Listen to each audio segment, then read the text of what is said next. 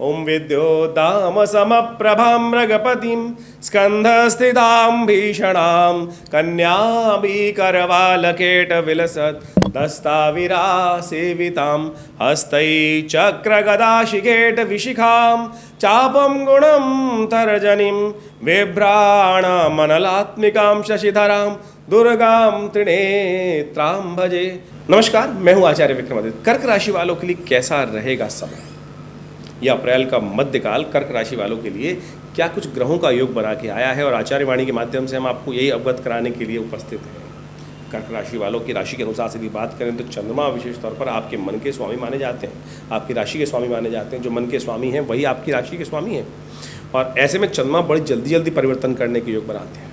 कर्क राशि बड़ी महत्वपूर्ण राशि है और भारत के दृष्टिकोण से यदि देखा जाए तो बहुत महत्वपूर्ण स्थान रखती है। मैं तो कहूँगा पूरे विश्व के दृष्टिकोण से कर्क का बहुत महत्वपूर्ण स्थान रहता है। कर्क वालों से बहुत बड़ी जल्दी लोग इंप्रेस हो जाते हैं और उनके पीछे भी चलने का प्रयास बहुत करते हैं। इस देश के अंदर कर्क राशि वाले बहुत ज़्यादा, भारतीय संस्कृति की माने भगवान कृष्ण का जो जन्म है वो कर्क लग्न का है, इंदिरा गांधी का जन्म कर्क लग्न का था, नेहरू का जन्म कर्क लग्न का था, बहुत बड़े बड़े लोगों का जन्म कर्क राशि का, कर्क लग्न से संबंध रहा बहुत सारे लोगों का। तो ऐसे में कर्क का प्रभाव बड़ा विशेष तौर पर रहता है। मन का यदि आप मन को साध लें तो बहुत सुंदर तरीके से असंभव कार्य पूर्ण कर सकते हैं। इस वक्त ग्रह योग अप्रैल के मध्य में आपके लिए बड़े अनुकूल चलते दिखाई दे रहे हैं। बृहस्पति दशम भाव में विराजमान चल रहे हैं, सूर्य वहाँ से परिवर्तन करके दशम भाव राज्य भाव में जो आपका वहाँ उच्च के होने जा रहे हैं। बुध परिवर्तित होकर वापस चले गए हैं और ऐसे में उदय भी होने वाले हैं भाग्य स्थान में बैठकर। शुक्र वहाँ स्वग्रही उच्च के होकर विराजमान है और ऐसे में कई प्रकार के विशेष जो ग्रह हैं वो आपको समझना चाहिए क्या कुछ योग आपके लिए बना रहे हैं। लेकिन एक ग्रह शुभ भी चल रहे हैं, दो ग्रहों की युति चल रही है। ऐसे में सूर्य राहु की युति जो है वो समाप्त होगी मध्यकाल में, लेकिन शनि और मंगल की युति लगातार चलेगी और शनि मंगल की युति 23 अप्रैल तक तो विद्यमान रहेगी, लेकिन पूरे वर्ष भी एक दूसरी तरह से विद्यमान रहेगी। नव वर्ष आरंभ हो चुका है, नव संवत जिसे भारतीय कहा जाता है। बहुत सारे लोग लिख के भेजते हैं कि नव संवत जो है क्या है। ये बड़ी विचित्र विडंबना है कि भारतीय संस्कृति में, भारत देश में जन्म लेकर, सनातन संस्कृति में लोग जन्म लेकर नव संवत को नहीं पहचानते। अंग्रेजी की 1 जनवरी को तो सब लोग जानते हैं, न्यू ईयर, लेकिन भारतीय संवत को लोग भूल गए हैं। काल नाम का संवत अभी 9 अप्रैल को आरंभ हुआ, इसको नव संवत कहा जाता है, जिसका 2081 योग है। 2081 जिसको कहा जाता है कि 2081 नव संवत काल नाम का संवत आरंभ हुआ है। और कई लोगों ने कमेंट बॉक्स में डाला कि महाराज ये 2081 नहीं है, 2024 है। तो शायद आप ज्ञान को प्राप्त करने का प्रयास करें। संवत 2000 संवत की बात की जा रही है, तो संवत अभी आरंभ होकर चुका है, तो उसको समझें और संवत का प्रभाव बड़ा विचित्र रहने वाला है। आपकी राशि के अनुसार यदि बात करें तो शनि मंगल की युति जो आपके अष्टम भाव में चल रही है, एक राजा है और इस वर्ष एक मंत्री है। इन दोनों की युति विशेष तौर पर कहा जाता है कि समसप्तक शनि मंगल हों साथ साथ, ऐसा कहा है, अथवा एक जो है एक ही स्थान पर हों, तो ये प्रजा के लिए बड़ा कष्टकारी योग बनता है और साथ साथ विग्रह का योग बनाता है, जन विद्रोह का योग बनाता है। तो ऐसे में ग्रहों का योग तो बड़ा विचित्र बन रहा है और आपकी राशि के अनुसार से ऐसे बंधन वाले भाव में ये योग बना बैठा है। तो ऐसे में ध्यान रखते हुए आपको कार्य करना है। क्या कुछ हो तो थोड़ा सावधानी के साथ समझ लें। ये समय बड़ा उन्नति वाला भी है और झगड़ों से बचने वाला काल है। जो झगड़ों से बचकर अपने कार्यों को संपादित करा के ले गया वो लाभ में ही लाभ में रहेगा, लेकिन जो झगड़ों में फंस गया उसके लिए कष्ट वाला योग बन जाएगा। तो समझने किस सिलसिलेवार तरीके से क्या स्थिति है। 11 अप्रैल को विशेष तौर पर तृतीया तिथि है और गुरुवार का अवसर है। चैत्र के शुक्ल पक्ष की तृतीया चल रही है। चंद्र घंटा की आराधना करने, नवरात्र का योग है, चंद्र घंटा की आराधना करने का योग है, गंगौर पूजा करने का योग है और इस दिन मत्स्य जयंती भी है। श्रीमद् भगवान मत्स्य के रूप में अवतरित हुए, भगवान विष्णु का सुंदर स्तवन करने का दिवस है। रवि नाम का योग बना हुआ है, नए कार्यों को आरंभ करने के लिए सुंदर अवसर है। और सुबह सुबह मेष राशि बृहस्पति के साथ चंद्रमा का योग बना हुआ था, उससे निकलकर चंद्रमा आगे जा रहे हैं, लाभ वाले स्थान में जा रहे हैं। सुंदर आपके लिए प्रतिपादित योग बना रहे हैं। आने वाले 2-3 दिन विशेष तौर पर कई प्रकार से लाभ के योग बनते दिखाई देंगे आपको खासतौर पर। तो आपको सत्यनिष्ठ रूप से कार्य करने का प्रयास करना चाहिए। ये सुंदर लाभ के योग बनते दिखाई दे रहे हैं आपकी राशि के अनुसार से। आप हो सके तो माँ भगवती दुर्गा की आराधना करें, चंद्रघंटा भगवती की आराधना करें। जो समस्त श्रृंगार का सामान है माँ भगवती को अवश्य अर्पित करें, तो आज से कल्याण के योग बनेंगे। सुंदर उपाय है, इसको अवश्य करना चाहिए। 12 अप्रैल का अवसर, चतुर्थी तिथि और साथ साथ शुक्रवार का अवसर और भद्रा का विद्यमान योग जो करीब करीब सूर्योदय से पहले आरंभ हुआ, दोपहर को करीब करीब 12:11 तक रहेगा। तो 12:11 तक नए कार्यों को आरंभ करने से बचना चाहिए। साथ साथ माँ भगवती कुष्ठ को दूर करने के लिए माँ भगवती कुष्मांडा की आराधना करनी चाहिए। ग्रह बड़े अनुकूल हैं, पेठे का भोग भगवती को लगाना चाहिए, पेठे का प्रसाद ग्रहण करना चाहिए। और कहा जाता है कि आपकी राशि के अनुसार से सुंदर योग बने हुए, लाभ में चंद्रमा का योग बना हुआ है, ये बड़ा सुंदर है। बस जो ग्रह का कष्ट का योग है, शनि जो महाराज हैं वो लाभ वाले, वो कार्य पूर्ण करने वाले स्थान को देख रहे हैं, बृहस्पति पर दृष्टि डाल रहे हैं, वो थोड़ा सा कहीं कार्यों में विलंब करने का योग बना सकते हैं, यानी परिपक्व काल में स्थिति ऐसी चल रही है। और जब तक बृहस्पति यहाँ विद्यमान रहेंगे मई तक, मई के बाद बृहस्पति लाभ वाले स्थान में देंगे तो बहुत सुंदर योग बनाएंगे। तो तब तक थोड़ा सा मेहनत ज़्यादा करनी पड़ेगी। जब शनि महाराज सफलता वाले भाव को, दशम भाव को देख रहे होते हैं तो कहा जाता है कि प्रोग्रेस को थोड़ी कम कर देते हैं, यानी आप जितना प्रयास करते हैं उसका कुछ अंश कम लाभ देते हैं। अब आप सोचते हैं थोड़ा सा मेहनत बढ़ा देंगे तो आप जितनी चाहते हैं लाभ, उतना लाभ बनने के योग बन सकते हैं। तो इसको इस रूप में समझने का हमें प्रयास करना चाहिए। 13 तारीख का अवसर, 13 अप्रैल को पंचमी का अवसर, शनिवार का योग। मिथुन राशि में जो ग्रह का परिवर्तन होगा चंद्रमा का, वो करीब करीब दोपहर को 1 बजे के आसपास का होगा। ये थोड़ा सा कष्टकारी होगा, थोड़ा खर्चे बढ़ाने वाला रहेगा, अननेसेसरी मन में एंजाइटी उत्पन्न करने वाला रहेगा। इस दिन विशेष तौर पर सूर्य भी परिवर्तन की तरफ जा रहे हैं, सूर्य मेष राशि में प्रवेश कर रहे हैं और ये आपके लिए बड़ा सुंदर है। सूर्य और राहु की युति चल रही थी, वो समाप्ति हो गई और रात को करीब 9:50 पर सूर्य निकल कर दशम भाव में मेष राशि में बृहस्पति के साथ, ज्ञान के देवता के साथ विराजमान हो जाएंगे। लेकिन इनको अस्त करेंगे अभी नहीं, 2 मई को अस्त करेंगे। 2 मई तक का स्थिति बहुत सुंदर है आपके लिए, तो ध्यान रखें। बुरी तरह से सफलता के योग, आगे बढ़ने के योग अच्छे बनते दिखाई दे रहे हैं, लेकिन शनि महाराज ने अभी भी अपना अंकुश सूर्य और विशेष तौर पर सूर्य और बृहस्पति पर लगा रखा है। तो आपको विशेष तौर पर शनिवार का दिन है, कुछ खास उपाय भी कर लेने चाहिए। तो ऐसे में हनुमान जी के मंदिर में जाकर थोड़ा चूल्हा अर्पित करें, एक पीपल का पेड़ लगा दीजिए। ये सुंदर उपाय शास्त्र के दृष्टिकोण से हम बता रहे हैं। उसको नित्य प्रति जल दें, रविवार को छोड़कर, रविवार को मत जल दीजिएगा। कहा जाता है कि रविवार के दिन पीपल के पेड़ के अंदर अलक्ष्मी स्थापित होती हैं, अलक्ष्मी विराजित रहती हैं, और उस दिन यदि पीपल के पेड़ को छू लेंगे तो कहा जाता है अलक्ष्मी का वास आपके शरीर में हो जाएगा, आपके परिवार में हो जाएगा, आपके घर में हो जाएगा। तो इस दिन ये उपाय करने का प्रयास करें, सुंदर रहेगा। हमने बताया आपको, अवश्य लाभ लेने का प्रयास कीजिए। 14 अप्रैल का दिन, षष्ठी का अवसर, रविवार का योग और ग्रहों का योग दिखाता है। खासतौर पे माँ कात्यायनी की आराधना करने का अवसर है। रवि नाम का योग विद्यमान है और ये ग्रहों का योग परिवर्तन की तरफ जो गया है, थोड़ा सा अननेसेसरी नुकसान कराने वाला दिखाई देता है। तो अपने नुकसान से बचने का आपको प्रयास करना चाहिए। जल्दबाजी ना करें कार्यों में। सूर्य परिवर्तन होकर आए हैं, थोड़ा सा एग्रेसिवनेस से बढ़ाएंगे, जल्दी करने का प्रयास करेंगे, लेकिन तेज को थोड़ा ध्यान रखते हुए, जब शक्ति हो तो थोड़ा ज्ञान को उदय करते हुए कार्य करने का प्रयास करना चाहिए और थोड़ा सा रिजर्व करके ज्ञान का सहारा लेती है। शनि के अंकुश बृहस्पति पर, सूर्य पर लगातार विद्यमान है और शनि ज्ञान को और पराक्रम को अस्त करने का प्रयास कर रहे हैं, उन पर अपनी दृष्टि डाल रहे हैं। तो ऐसे में थोड़ा शनि का उपाय अवश्य करने का प्रयास करें। भगवान सूर्य को थोड़ी शक्ति देने का प्रयास करें। अच्छा ये रहेगा कि सूर्य उदय के साथ साथ आप भगवान सूर्य का दर्शन करें, गायत्री का पाठ करें, सूर्य को अर्घ्य दें, कल्याण के योग बनेंगे। माँ भगवती कात्यायनी का अवसर है पूजा का। हमने विवेकानंद योगाश्रम में इन नवरात्रों में बड़ा सुंदर यज्ञ का आयोजन किया है। सहस्त्रचंडी महायज्ञ का यज्ञ चल रहा है, पिछले करीब पूरे नवरात्र चलेगा, पूर्णाहुति के कार्यक्रम में भी, और नित्य प्रति उस यज्ञ में आप सम्मिलित हो सकते हैं। माँ भगवती कात्यायनी का समस्त मनोरथ सिद्ध करने वाली भगवती हैं। सर्वमंगल मांगल्ये शिवे सर्वार्थ साधिके शरण्ये त्र्यंबके गौरी नारायणी नमोस्तुते, इस मंत्र से उनका पूजन श्रद्धा से करने का प्रयास करें। रवि योग विद्यमान है, इस दिन नए कार्यों का आरंभ करने के लिए सुंदर अवसर है। 15 अप्रैल का सप्तमी की तिथि का योग है, रवि सोमवार का अवसर है और चंद्रमा परिवर्तन की तरफ जाएंगे, लेकिन वो शाम को योग बनाएंगे, सूतक पातक बनते दिखाई देंगे, लेकिन दिन ओवरऑल वैसा ही दिखाई देता है। ऐसे में कुछ शत्रु जो है परेशान करने के योग लगातार बनाते रहेंगे। उनका ठीक करने का रास्ता माँ भगवती का दिन है, जो आज सप्तमी के रूप में जिनकी पूजा की जाती है वो है कालरात्रि। कालरात्रि माँ भगवती शत्रुओं का संहार करने वाली भगवती है। दुर्गा सप्तशती के 11वें अध्याय में एक मंत्र आया है, सर्वा बाधा प्रशमनम त्रैलोक्यस्य अखिलेश्वरी एवमेव त्वया कार्यम अस्मद्वैरी विनाशनम। यदि लगातार शत्रु पक्ष हावी हो रहे हों तो ऐसे में इस मंत्र का सानिध्य लेकर भगवती दुर्गा सप्तशती के 11वें अध्याय का यदि पाठ यज्ञ कर लिया जाए तो कहा जाता है समस्त कष्टों का संहार होने का योग सुंदर तरीके से बनता है। माँ भगवती का आशीर्वाद मिलता है, तो इसको अवश्य करने का प्रयास करें। हमारे विवेकानंद योगाश्रम में जो नित्यपति यज्ञ चल रहा है उसमें भी आप सम्मिलित हो सकते हैं और यहाँ इस भगवती के इस स्वरूप का ध्यान करने का सुंदर अवसर इस दिन विद्यमान रहेगा। सुंदर तरीके से माँ भगवती कालरात्रि को प्रसन्न करने के लिए, संहार करने के लिए, जो दुष्टों का कष्टों का संहार करने के लिए इस दिन उनकी जो स्तवना आराधना करने का सुंदर अवसर है, इसका लाभ लेने का आपको प्रयास करना चाहिए। 16 अप्रैल का अवसर जो है अष्टमी का अवसर है, मंगलवार का योग है, महागौरी का पूजा करने का अवसर है और ग्रहों का योगायोग आपकी राशि के अनुसार से परम अनुकूल बना हुआ है। आपकी लग्न में स्वयं चंद्रमा विराजमान हो गए, नव शक्ति का संचार कर रहे हैं, मन में नव विचार, नई शक्ति का सुंदर तरीके से योग बनेगा, लाभ की स्थिति प्रशस्त करते दिखाई देंगे आने वाले 3-4 दिनों में।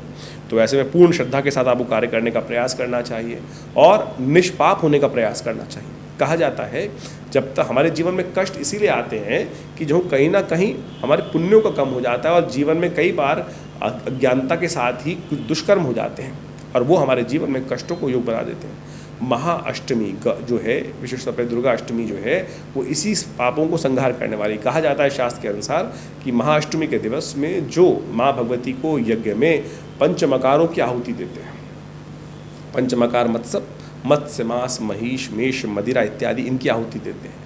इनको ऐसे नहीं देनी है कि बकरा डाल दिया, शराब डाल दी, मांस डाल दिया, इन सबको ऐसे आहुति नहीं। इनका शाब्दिक अर्थ समझें, इनका वास्तविक अर्थ शाब्दिक अर्थ से नहीं, इनके मौलिक रूप से इनका अर्थ समझना चाहिए। मत्स्य, मांस, महिष, मेष, मदिरा का अर्थ है काम, क्रोध, मद, लोभ, ईर्ष्या, द्वेष। इनकी आहुति जो भगवती को समर्पित करते हैं, भगवती के श्री चरणों में चढ़ा देते हैं, फिर निष्पाप होकर जो कार्य करते हैं, ये करते हैं, उनके ऊपर माँ भगवती कृपा करती हैं।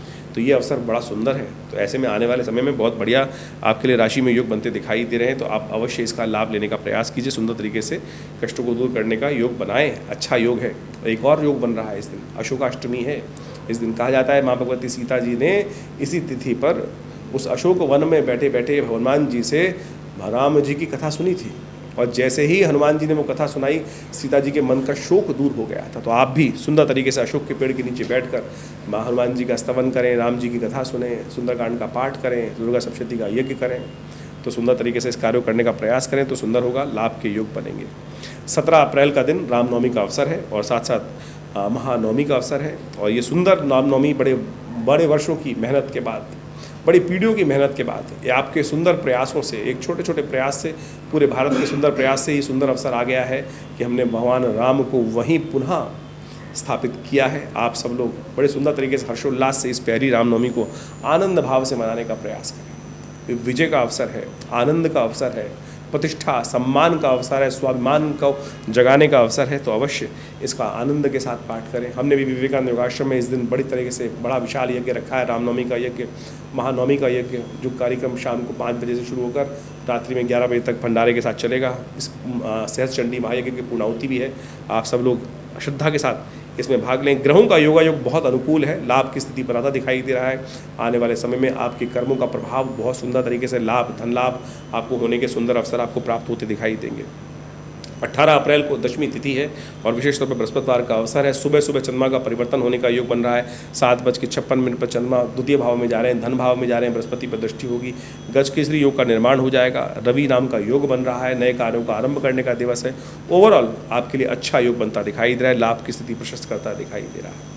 बस एक बात समस्या ध्यान रखिएगा, चंद्रमा का योग अष्टम भाव में जो सामने बन रहा है, वृषभ चंद्रमा उच्च के हो रहे हैं और सामने अब जो विशेष तौर पर ग्रहों का योग बन रहा है उसको भी थोड़ा ध्यान रखने की ज़रूरत है। जो अष्टम भाव में विशेष तौर पर शनि मंगल का टकराव चल रहा है वो क्लैश देता है, पर उससे बचते हुए कार्य करें। बाकी सब लाभ की स्थिति प्रशस्त अवश्य होने के योग बहुत सुंदर तरीके से आपकी राशि में बनते दिखाई देंगे। तो उसका लाभ आपको लेने का प्रयास करना चाहिए। तो आप सुंदर तरीके से कार्य करें। इस दिन एक बात का और ध्यान रखें, 17, 18, 19 को अश्लेषा मघा नाम के नक्षत्र रहेंगे। जिन लोगों की इन नक्षत्रों में जन्म हो उनको मूल शांति अवश्य करानी चाहिए। यदि अभी हुआ है बच्चों का तो माँ बाप ध्यान रखें, तुरंत करा लें। यदि पहले हुआ है आपका जन्म और आपके माँ बाप भूल गए हैं, किसी कारण से नहीं करा पाए हैं, उनको ज्ञान नहीं था, तो आप तुरंत अपनी मूल शांति अवश्य कराएं। और कहा जाता है कि यदि ग्रहों का पूर्ण लाभ लेना है, अपने शुभ योगों का पूर्ण लाभ लेना है तो मूल शांति अवश्य करा लेनी चाहिए, अन्यथा जीवन पर्यंत कष्ट के योग बनते रहते हैं। 19 अप्रैल को एकादशी का अवसर है, शुक्रवार का दिवस है और साथ साथ ग्रहों का योग आपके लिए अनुकूल बना हुआ है। लाभ की स्थिति अवश्य प्रशस्ति दिखाई दे रही है। किसी भी कार्य को आरंभ करने से पहले माता पिता गुरु का आशीर्वाद लेकर कार्य करें, ये बहुत सुंदर रहेगा। कामदा एकादशी, कामनाओं को पूर्ण करने वाली एकादशी है। माँ भगवती लक्ष्मी और विष्णु जी के निमित्त यज्ञ करना, श्री सूक्त का पाठ करना, ये सब आपकी मनोरथों को सिद्ध करने वाला रहेगा। नए कार्य आरंभ करने के लिए दिन अच्छा नहीं है क्योंकि भद्रा विद्यमान है जो सुबह 6:47 से लेकर रात्रि में करीब 8, साढ़े 8 बजे तक रहेगी, तो ध्यान रखें। 20 अप्रैल का अवसर द्वादशी का अवसर है, शनिवार का अवसर है। बुध इस दिन परिवर्तन की तरफ जा रहे हैं, बुध उदय होने जा रहे हैं और आपके भाग्य में विराजमान बुध शुक्र के साथ बैठकर और आपके लिए अच्छे योग बनाएंगे। आपके लिए शुक्र वहाँ उच्च के होकर भाग्य में बैठे हैं और कई प्रकार के सुंदर योग आपको देखने को मिलेंगे। बुध का उदय होना, थोड़ा शीर्ण अवस्था में बुध जरूर है, इसलिए बुध को शक्ति देने का प्रयास करना चाहिए। देखिए आपकी राशि के अनुसार से यदि हम बात करें तो बुध पराक्रम के स्वामी है और सामने बैठे हैं, आपने बिल्कुल नवम भाव में बैठकर पराक्रम वाले स्थान को देख रहे हैं, तो थोड़े कमज़ोर अवस्था में हैं, राहु वहाँ विद्यमान है उनके लिए, तो धर्म से आपको विमुख कर सकता है ये योग। सूर्य का, राहु का, बुध का और शुक्र का योग धर्म से हटाकर थोड़ा सा व्यभिचार की तरफ ले जा सकता है। हीन भावना, दूसरों की कमी निकालने का अवसर आपको बुद्ध देता दिखाई दे रहा है। अपनी कमी नहीं दिखाई देंगी, दूसरों की कमी ज़्यादा दिखाई देंगी। तो ऐसे में ध्यान रखने की ज़रूरत है। गौ सेवा करें और अपनी बुद्धि को अपने निमित्त लगाने का प्रयास करें तो अच्छा रहेगा, आपके कल्याण के योग बनेंगे। देखिए, जन्मपत्री में जो योग हैं विभिन्न प्रकार से, हम उन सब से आपको अवगत कराने का प्रयास करते हैं गोचर के प्रभाव के अनुसार से। ये जो कार्यक्रम हम आपके समक्ष उपस्थित करते हैं, इन सब में ग्रहों के गोचर प्रभाव को, चाहे वो जन्म राशि के अनुसार से हैं, चाहे वो लग्न के अनुसार से हैं, चाहे वो नाम राशि के अनुसार से हैं, चाहे वो सूर्य राशि के अनुसार से, कई प्रकार से ज्योतिष के इन विषयों को आप समझ सकते हैं। प्रभाव होगा यदि सूर्य की राशि, यदि आप ज़ोडिएक साइन की बात करते हैं, यदि उसमें आपकी ये है तो आप उसको जाकर भी देख सकते हैं हमारी राशि के प्रभाव को। यदि आपकी चंद्र राशि के अनुसार से, उसको भी देख सकते हैं। लग्न यदि आपका स्पेसिफिक यही है जो जिसके बारे में चर्चा कर रहे हैं, तो वो भी आपका फलीभूत होने का योग बना सकता है। और तो इन सब पद्धतियों से आप हमारे इस राशि फल को गोचर के दृष्टिकोण से देख सकते हैं। लेकिन गोचर तो एक प्रभाव है और वो बहुत प्रत्यक्ष भी है, लेकिन मूल सिद्धांत किस प्रकार का है, आप अपने जीवन में कौन से स्तर पर हैं, पहली पैड़ी पर हैं, 10वीं पैड़ी पर हैं, 100वीं पैड़ी पर हैं, 1000वीं पैड़ी पर हैं, 1,00,000वीं पैड़ी पर हैं, तो उसके अनुसार से प्रभाव होगा। तो जो बहुत सारे लोग बोलते हैं कि राशि राशि में आपने 12 हिस्सों में बांट दिया, जी हाँ, 12 हिस्सों में बांटा, ज्योतिष के सिद्धांत के अनुसार से बांटा, लेकिन हर व्यक्ति अपने एक अलग स्तर पर है, तो उसका प्रभाव अपने स्तर के अनुसार से होगा। तो आप उसको बृहद रूप से समझने का यदि प्रयास करेंगे तो बहुत सुंदर रहेगा।